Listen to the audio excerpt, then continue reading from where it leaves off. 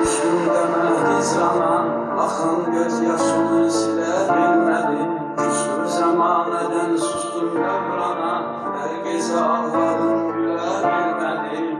Ki sana eylemedim xəyanət, ne bir günah ettim ne bir qəbahət. Sensə mənə verib əzab əziyyət, nədən tərk etdim gülebilmedim. Gözəlim o qədər əziyyət tab etmirmiş, gel gözəlim. Uşaq bizlərə hicranla gərək, gel gözəlim. İstərənsin yerimin quri məlik, gel gözəlim. Mən səndən ola bilməz. Gel gözəlim, o qədər əziyyət tab etmirmiş, gel gözəlim. Uşaq bizlərə hicranla gərək, gel gözəlim. İstərənsin yerimin quri məlik, gel gözəlim.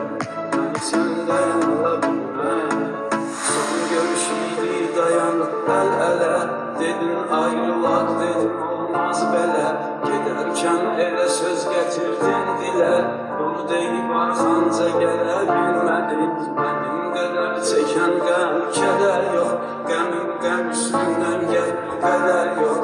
Qəlbimə həmdən mənə bir nəfər yox, dərdimi kimsəyə bölə bilmədim. Gel gözəlim, o qədər əziyyət tab etmirmiş, gel gözəlim. Uşaq bizlərə hicranla gərək, gel gözəlim. İstərənsin yerimin quri məlik, gel gözəlim. Mən səndən ola bilməz. Gel gözəlim, o qədər əziyyət tab etmirmiş, gel gözəlim. Uşaq bizlərə hicranla gərək, gel gözəlim. İstərənsin yerimin quri məlik, gel gözəlim.